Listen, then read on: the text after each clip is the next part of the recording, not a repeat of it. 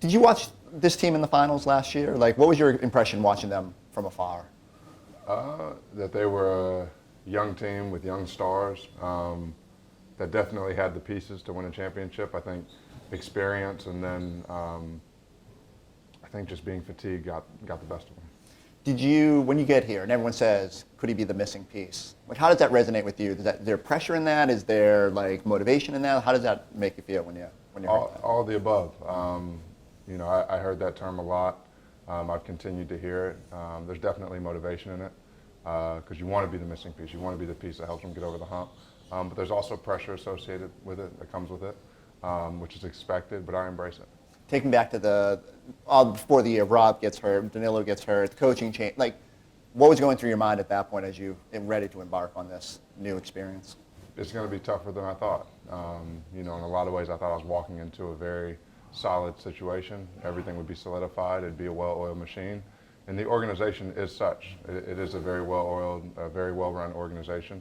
But things happen. And, the NBA in itself, the business is so fluid. Things happen, and you got to keep turning the page. How quickly did you realize they were still, that you guys were going to still be able to go after your most lofty goals? Honestly, in preseason, seeing how guys responded to Joe, I knew that was going to be a big piece for Jalen, Jason, Al, Smart, the main core.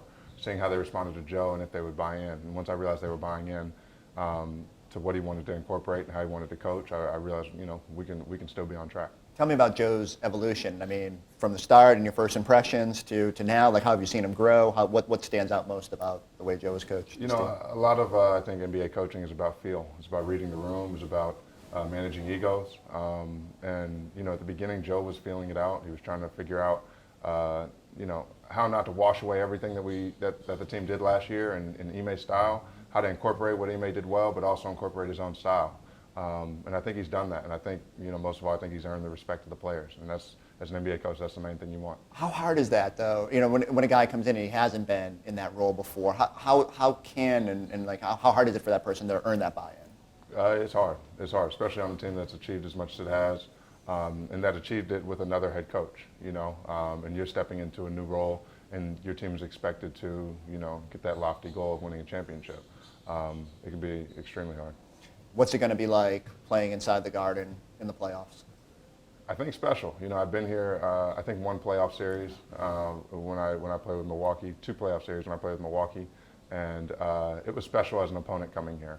But being on the other side, being a Celtic in the Garden, I think it's going to be surreal for sure. I was going to say, so even the Celtics played the Hawks back in 2016, I think it was, right before Al was a free agent. He said it left an impression. Did you walk away in that instance thinking wow, what an environment to play in? Yeah, absolutely. I think Boston and Toronto were always the two that left huge impressions on me playing in the playoffs. But Boston, of course, was more energy, more special. Tell me one more thing on Joe. It feels like from the outside, like a super competitive personality. Have you seen what is it like, and what do you think drives him as a competitor? He's extremely competitive. I think the best thing about Joe is he practices what he teaches. He's a guy that he wants us to take care of our bodies. He wants us to be ready. He wants us to be mentally tough. If you watch him during his daily routine, he's a guy that's up early in the morning. He's working out before we get there. He put me on bone broth, drinking that every morning. But he's a guy that wants excellence in every part of his life. So when he expects that from us, I think it's easy to get on board. How's the bone broth? It's nasty, but it makes you feel better. So that's what it's all about.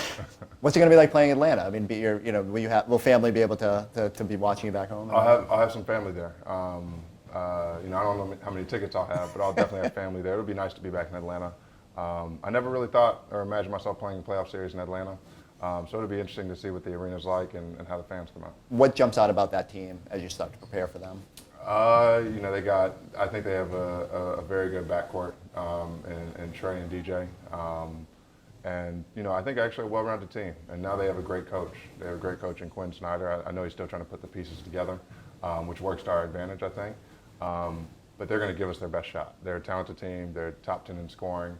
And, but I think they're holes, and I think we can attack them. The Celtics hosted an event earlier in the season where they brought in formerly incarcerated members of our community just to talk to us, have some discussion around their experience, what it's been like after being out, what it's like being in there, how it's impacted their lives and their families.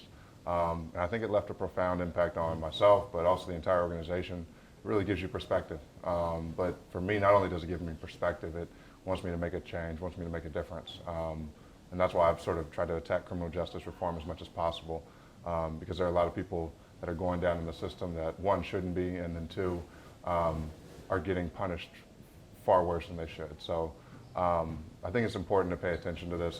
That's really the real world. We play a game for a living, but it's important to understand and have perspective on what's going on outside of the court. Jalen, myself, and Grant had the opportunity to go to the White House to meet with members of the DOJ and members of the White House that really specialize in criminal justice reform.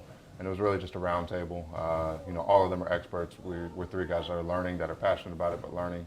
And we just sort of shared our perspective on how it's impacted us, how it's impacted our family, and how we want to see it change, and how we see ourselves being able to use our platform to make change.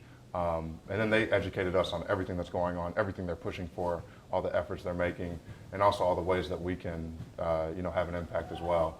And I thought it was very informative for us to be able to talk to experts on criminal justice reform and also walk away with huge takeaways that are going to help us use our platform better and to continue to make change.